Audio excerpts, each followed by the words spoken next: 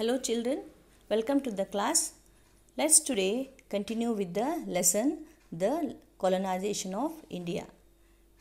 He is Lord Curzon, the man who was behind the partition of Bengal. Lord Curzon was the Viceroy of India from 1899 to 1905. He divided Bengal into two provinces on the basis of religion. In the year 1905, he gave the excuse that it would be easier to govern as Bengal was a very big state. Before the division, Hindus and Muslims have been living in peace and harmony for a very long time. The Indians were very upset and protested strongly against this move. The British were forced to reunite Bengal in 1911, but the damage had been already done. Both the communities began to feel insecure with each other. The Muslim League was formed in December 1906 under the leadership of Nawab Salimullah Khan, Muhammad Ali Jinnah and Aga Khan were its powerful members. The partition of Bengal led to the launching of the Swadeshi and boycott movements. As the British were not heeding to the polite petitions of the moderates and the suppression of Indians continued, people's unhappiness grew. They looked for ways to show their resentment. They decided to boycott British-made goods. Appeals were made by leaders of the Swadeshi movement to buy only those things that were made in India. Khadi cloth became popular. It was woven from yarn made on charkas in Indian homes. Indians threw British-made goods in bonfires. Shopkeepers also refused to sell foreign goods. Factories were set up to manufacture soaps, pens, clothes among their things. The British came down heavily on the protesters. Many Indians were put in jail, but this did not deter the people of India. Now they had just one goal: freedom from foreign rule. In 1914, the First World War broke out.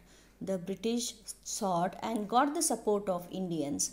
The Indian soldiers fought from British side in the hope that once the war was over, the British would willingly grant them independence. But just the opposite happened. The British imposed stricter laws and passed the Rowlatt Act soon after the First World War came to end in 1919. According to this law, the government could imprison any Indian who protested without a trial in court. This was Rowlatt Act.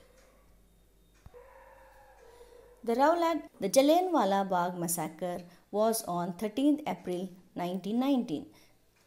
In that, thousands of Indians had come together at Jallianwala Bagh in Amritsar. It was a peaceful meeting where the leaders were guiding the people on further steps to be taken to gain independence from the British. A British officer, General Dyer, surrounded the park with armed policemen. He blocked the only exit from the park and ordered his soldiers to open fire on the unarmed people inside. The thousands of people lost their lives. Many people, including women and children, were hurt. This cruel act of his that stunned India. Mahatma Gandhi joined the Indian National Congress after returning from South Africa in 1914. As news of the Jallianwala Bagh massacre spread across India, people were furious. Gandhiji sensed the mood and he requested the people to remain peaceful. He started the non-cooperation movement in 1920. The movement did not allow any violence. People told not to obey British laws that were unjust and not to pay taxes. Indians from across the country joined this movement. Students boycotted British-run educational institutions. Lawyers refused to work for British judges. People blocked entrances of shops selling British-made goods. The right for freedom had gathered strength. The old and the young, the frail and the healthy were all filled with enthusiasm as they worked together towards a common goal, that was freedom. Jawaharlal Nehru, Subhash Chandra Bose, Maulana Azad, Sardar Vallabhbhai Patel, Sarojini Naidu, Khan Abdul Ghaffar Khan, C. Rajagopalachari were the leading people in their peaceful protest. People returned and honors the titles given by the British. Rabindranath Tagore also refused to accept the knighthood bestowed upon him. The British government tried various ways to stop the protest. Hundreds of demonstrators were put in jail, but others took their place. The Swadeshi movement had made the British nervous. It was followed by the non-cooperation movement, that is Satyagraha. The Salt March. The British controlled the Salt March. Indians were not allowed to make salt from the seawater. The salt sold by the British was very expensive. Gandhiji challenged this law. He walked from his ashram in Sabarmati, that is in Gujarat, to the Dundee coast. He broke the law by publicly making salt from the seawater. He sent across another strong message to the British and Indians that could defy. Thousands of people started making salt at many coastal spots of India. The unfair salt laws imposed by the British was also broken. The Dundee March was a part of civil disobedience movement on 26 January in 1930. The Congress raised its own flag and celebrated the day as Independence Day. Gandhiji was selected to lead this movement. All the members of the Congress actively supported him. The civil disobedience movement lasted till 1934. The British did not make a few changes in the laws, but Indians were not happy.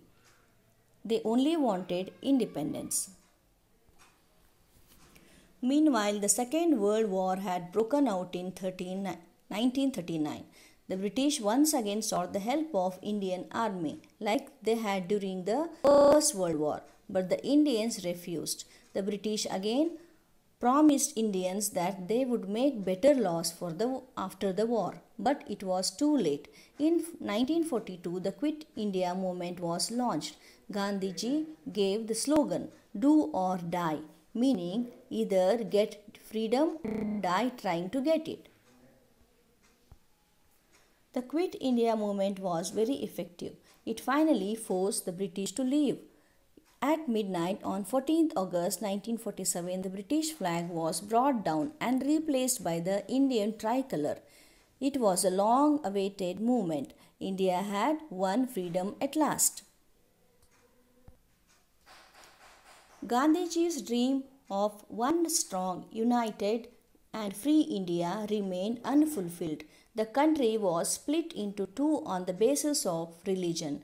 Many Indian Muslims moved into the newly created Pakistan, and the Hindus moved out of the states now in Pakistan to settle in secular India. This was indeed a very sad event in our history. Dr. Rajendra Prasad was the first president of independent India. Pandit Jawaharlal Nehru was the first Prime Minister of independent India. Muhammad Ali Jinnah became the leader of Pakistan. The story of India's struggle for freedom would not be complete without mentioning Netaji Subhash Chandra Bose. He was an active member of the Indian National Congress. He organized the Azad Hind Fauj, the Indian National Army, abroad to fight the British. He believed that freedom could be gained by force. Netaji used the slogan, "Give me blood and I will give you freedom." He used to encourage Indians in the freedom struggle.